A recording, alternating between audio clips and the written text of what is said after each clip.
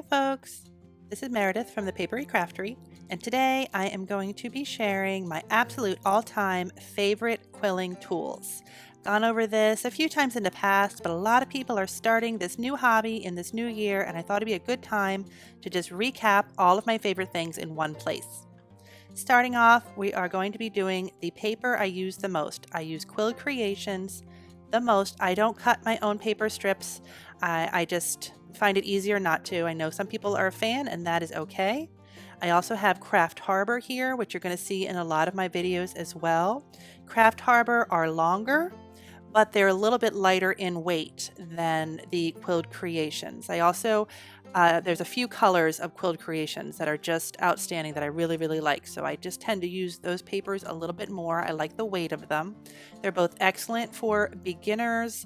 They are available online, and they do ship internationally as of right now. You know, that can always change because these are small companies, but these are my two favorite quilling papers. They're very easy to find. They both have multiple sizes as well. If you'd like your paper to be a little bit wider, you can always look there for other choices. As far as quilling tools go, I am a big needle tool fan, but I know that a lot of people just don't prefer that. So I try to share using a slotted tool more often in my videos, and the one that I like the most is this Savvy Slotted Tool by Quilled Creations. It just has a very, very small tip, so if you don't like using a slotted tool because you don't prefer that crimp in your paper, this does have a very, very small working end on it. So the crimp is very, very small. It just grabs a paper and then you twist the end instead of having to turn the entire tool, so it's a little bit gentler on your joints. It works really well on one strip, obviously, but you might be able to get a few strips in there if you're doing some swirl work. I also use it for wide strips, even fringe strips like this dandelion here from a project I showed a little bit ago, I think in the summertime, and it holds them up really, really well. I just am a big fan of this slotted tool. It is fairly inexpensive, and it really does work on pretty much all of your projects you would normally use any kind of slotted quilling tool for. I will link to one of these in the description box for this video. I'll link to all of these supplies just so you can shop around for yourself if you're interested. The next thing we're going to be talking about is glues. And if you have been watching for any amount of time, you have heard me talk about these little glue bottles here. They are, I think the brand name is called Bantoy. Again, I'll have links for these. They are amazing. This little stretchy lid here is awesome. If you use another brand, this sometimes will break and you'll lose the top. These don't break. They stretch and you will not lose the stopper. You can fill them up fairly easily. I know some other brands come with a funnel. These do not. I just take the top off and squeeze from a big jar of Elmer's right into there. It does take a little time because, you know, glue does go kind of slowly, but if you're going to be doing quilling fairly regularly, I would definitely grab some of these. They come in a 10-pack, so you're going to have these forever. They're amazing. Pick those up. Highly, highly, highly recommend. I also, I use Elmer's white glue for a lot of things, but I do a lot of three-dimensional quilling. And when I do 3D quilling, I like to use Aleene's tacky glue. It comes in two types of bottles, one with the dispenser on the top and one with a dispenser on the bottom. You want the one with the dispenser on the bottom. I accidentally picked up the other one. Don't do that. Don't grab that one. I try to always leave a link for the dispenser on the bottom because it's so thick. You want it to be facing down all the time, and the other one is just kind of useless. So don't grab that. Grab the Aleene's with the dispenser on the bottom, and you will thank me for that. Quilling tweezers. Again, Quilled Creations. I use a lot of their products. I just like them. That's personal preference. By all means, find a pair of tweezers you like. These are just my favorite. They are very, very sharp. They're really great for just picking up all those tiny little bits and bobs, like here on these little tiny cactus, the little needles on the cactus. it's really hard to do that with your fingers. Even the little cactus flowers, this is for really precise work. Definitely grab yourself a pair of tweezers. It really will come in handy. I didn't think I needed them for a long time. When I first started, I kind of fought it. I was like, that just seems unnecessary. They are necessary. Grab them, whatever brand you like. I like Quilt Creations. Trust me on that. Next is something I actually always forget to mention for some reason, and then I pick it up midway through every video that I use it in and say, oh, wait. You need a small paintbrush, especially if you're going to be doing 3D work or you're going to be mounting your quilling on anything. You'll want to pick up one of these little paintbrushes. You don't need the most expensive one in the store. By all means, you do want to make sure that the bristles aren't going to be coming out and sticking to your work. Now, small paintbrush, grab one of those. If you are ready to do any type of three-dimensional or molded quilling, you're going to want to pick up a plastic mold. A lot of the molding I do with my fingers, but I discovered a while back that if I flip the mold around, I can use it to make my quilling paper flowers look a little bit more realistic by having them a little bit domed. When I was making this begonia here, for example, if I started gluing the petals together and then pushed them into the dome, it makes them look like they're actually blooming instead of just a flat flower. It really does make a difference and makes them look a lot more three-dimensional. And it's also easier to put a little back on there that then you can add a stem to later.